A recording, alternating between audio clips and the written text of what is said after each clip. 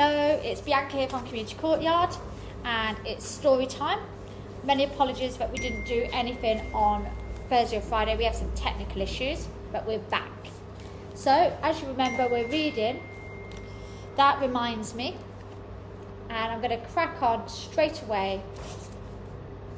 Every evening, my brother comes in racing the sun to the twilight. I worry he has killed somebody.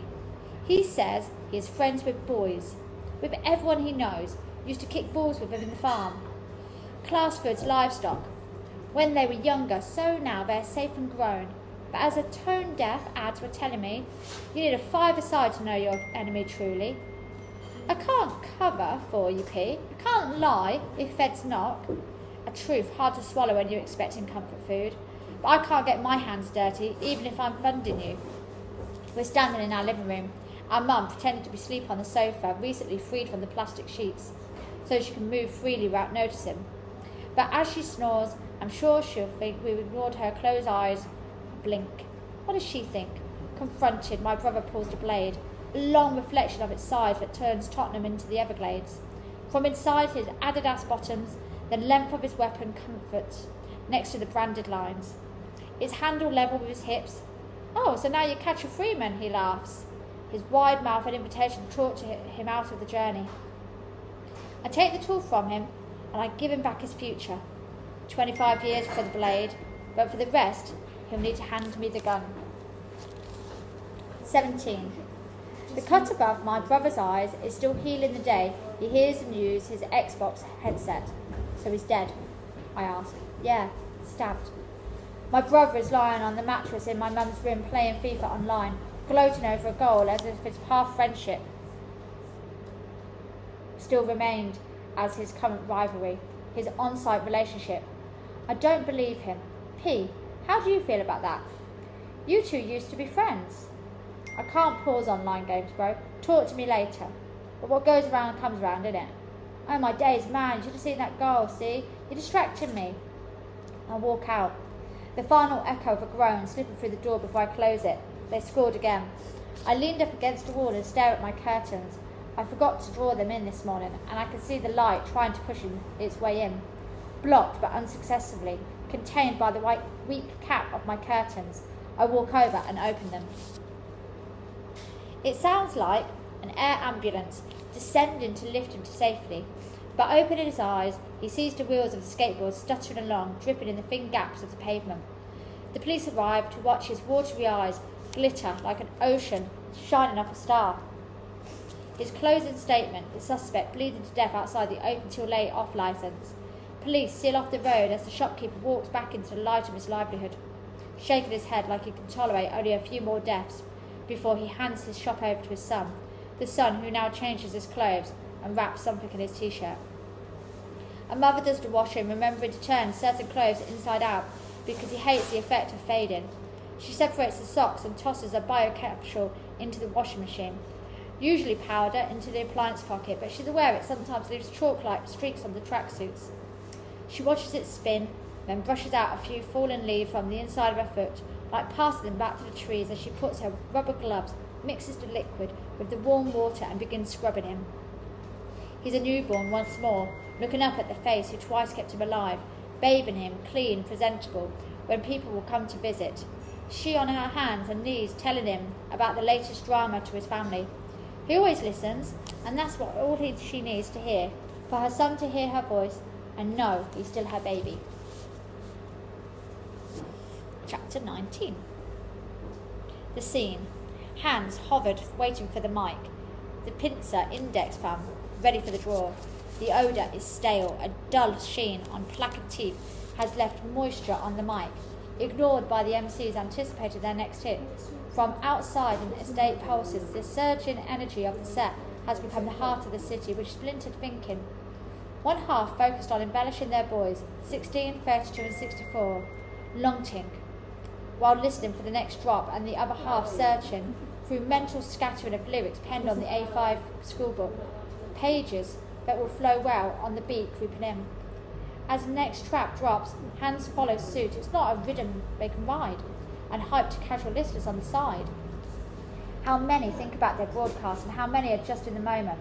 oblivious to the structure of their building, Tetris blocks dropping on each other bars.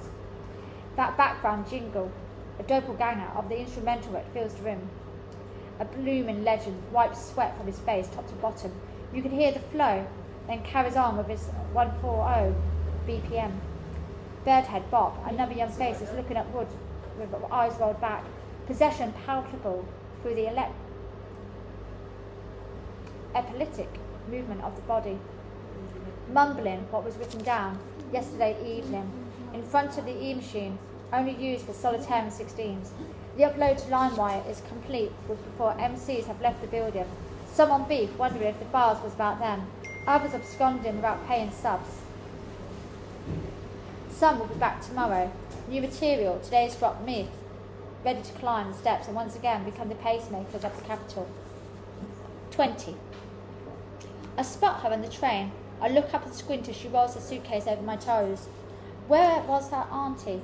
Behind those glass marbles. 70, I think. With dark rings around her eyes and warts peppering the skin beneath, and everlasting weeping, I say to myself, she sits down with an eye-open sigh, opposite me, but one seat to the left. She's tired, but instead of leaning back, she's resting her forearm on top of her case, looking around curiously, but missing me, her eyes slipping over my dark skin. I get off at her stop, take my time, because behind, I know she'll take hers. Sentimental about every second, I walk every second West African arm seems to have. Almost limping, one foot in a grave no one is willing to dig. She hums, Mawan Swan. She's hopeful, taking slow strides into what must be a Sunday. I focus, give myself time to think. I'll move right around to her right before I reach. Stop her going anywhere like footsteps in their sleep. The angel paying respect to the cultural customs. We stop at the stairs, and I step up and gently place my hand on the handle of her suitcase. Let me help you, Auntie, I say. Thank you, son, she says. I carry her luggage, and I stand with her on the escalators, watching her rest. Ma, you're doing your best. I leave her at the barriers, turn back with my own luggage, and continue on my way home. 21. We sleep in the same bed, long after I should have grown into my own. I kneel on my mattress, cornering on my mum, asking why she sent me away, why she allowed me to be raised by people whose lives were so different from our own. People she didn't even know. My side of the bed is still tender with my silhouette. My mum reaches over to my indent and tells me not to speak ill of the dead. She trusted me to keep her alive, to defy, to render an immortal that cancer couldn't metabolize. Thousands stacked of monitors, closing out one by one, a memory of each, and then darkness to close the scene. Most of our loves died, lying, dropping out of time, leaving broken promises behind.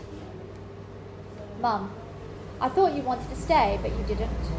Instead, when I turn back, I see you were like me, but you did it by smoking 20 a day. Why choose to die?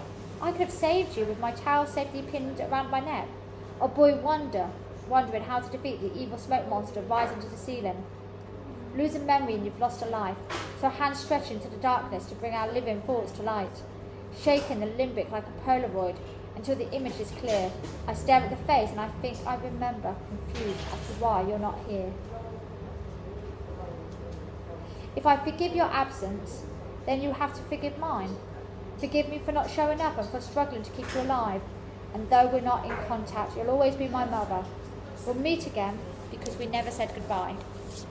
22. Loss is scratching the latex off a calling card and waiting for the delayed ente sen from a line scratch reaching 4,000 miles into the past. Across dictatorships, head of a bronco beneath the stool, rebellions before the porting of the ships. Loss is a reminder, when starved to reheat, the assorted meat soup from the day before, and that perpetually hungry cheeks of the deceased clinging to the fridge door will never feel like the sting of pepper soup on bitten down nails or nervously torn lips. Loss is the profile of the bottle opener as you flip the can of your malt, the skin pulled tight on the face but never looked up on a colonial sun. It's the tired eyes looking up from the napkin, vision akin to a Cora developed through midnight walks. From evening cleaning, it's the key ring that sounds hollow in the conflict, with pure elements, the key that starts the engine, the body bursts with black and white latoma, by Nawambi Mawana Mawaru, symbol prominent. As another funeral journey begins, it's a sticker on my living room door, the cup from which I drink, within the surface of the corned beef stew stained plate languishing in the sink.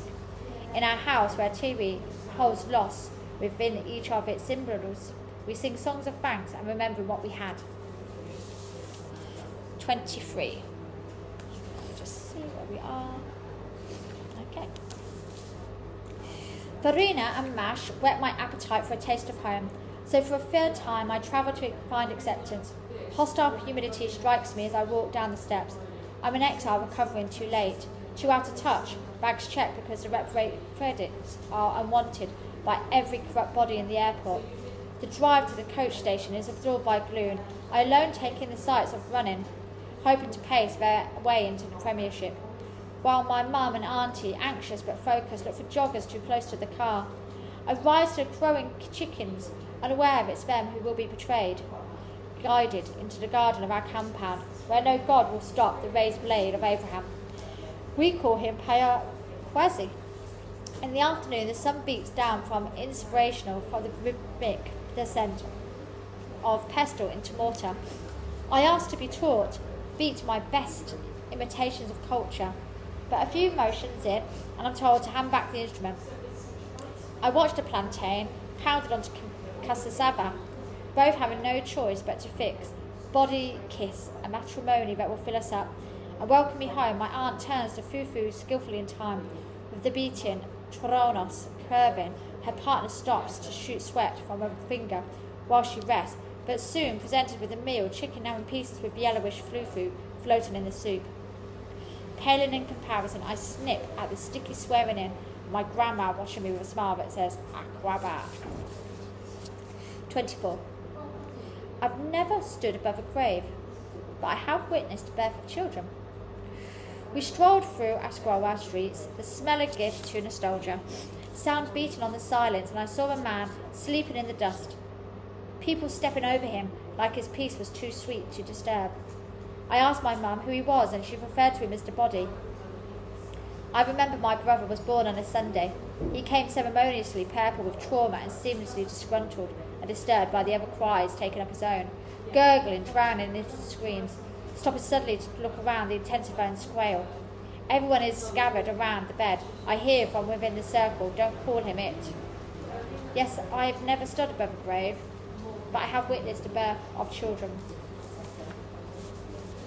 25. After a late night live trip, I'd call her and say, look at the moon. Black boys rarely speak on the poet's muse, to the twilight troop seemed original. The moon is glowing new when seen through eyes deprived of cliché. She is bent over my windowsill, leaning out into the stars, a speckled blanket. If she reaches out, it will be ours. When I walk into the peace that was never going to last, her hair, the carefully trimmed ends tinged with colours, one close inhale reminded me of home, of all the unknown black girls with hair care I've known, glows, a lustre challenge. And then the jealous moonlight lights her up and dissolves the dimness of my room. It's all over her, she's illuminated, and this bathful of light reveals her lack of garments. Our eyes see through the ceiling as we lie with hands interlocked, talking into the day when the sun will take its turn to watch. Rays on us as we fall in love. She turns onto her stomach and places a hand on my stubble. She pins her palm, a sensation running up my arm, draws me closer and I'm disarmed. And with a kiss, we're surrounded by nothing. 26. Collecting sticks makes it more camp-like, even though we have electric heaters to ward off unlikely but possible chills in the months of August. 4 of us stand around the fire, one couple and 2 waves, oblivious to their future, the long soles of the fire creating clouds that will dissolve the next day, a smoke screen to the strife of gods, blowing aerosols after puffs of their ambrosia. Bored numbing lean on the sky, and I see glittering stars as the pins and needles in their arms, but the rest below, completing my circle, believe the universe multiplying eyes are winking at us, giving their blessings to our eager bodies. We don't kiss her bottom lip between my roof and tongue, making her numb like divinity. Too many unconvincing cries make her passive vicinity. But Olympias is built with poles we thought we'd forgotten, and as we slide along our tent flooring, making sounds like the ocean stretching and withdrawing, I see cities aren't for me. The artificial lights create artificial love, and a love for our corner of the universe can never exist if you never see the stars.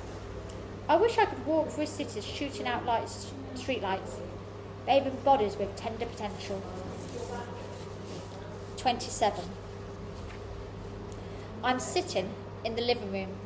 The light of the TV is leaping the atmosphere. I can hear cats fighting through the downpour outside window. A window I occasionally look out of, studying the rain sliding down the glass to spume to the water at the bottom. Slowly dissolving. She's asleep in our room, hers when she wakes, so I'll carry on sitting alone watching muted music until morning. An hour earlier, my nausea becomes bitter as I asked why she was sitting so close to me, dismissing her tired affection and turning my back on her. Gold and brown played in front of us as she stared, hurt from what I hoped to heal from, trying her best not to give herself over to the rain outside the window. An hour earlier than this, I was stroking her back, playing fingers on her protruding spine, kissing the space between her ears, licking it clean. But at a time a man knew becomes a short hair, I felt her sweating. Knew she was uncomfortable, but kept her position to keep me in place. She said nothing and smiled as she adjusted her limbs, but I didn't move, so then, as the stranglers sang on, she spun around on the sofa and ran to our room. So alone I sit, certain she never loved me, her quick offence proof of what I knew, watching a music video I don't recognise and a song I don't care to make out for. And that, ladies and gentlemen, is where we're going to stop, because we're going to hit a completely new section. The next section is called construction, and I do believe, let me just double check, yeah, we've got construction, and after that we have acceptance, and then we're finished. So there's a good chance we're going to finish this book midweek, which is very exciting. So I hope you've enjoyed that part of the book, and I look forward to continuing with you tomorrow at 7 p.m. Have a lovely evening and have a great day tomorrow. Stay safe. Bye bye.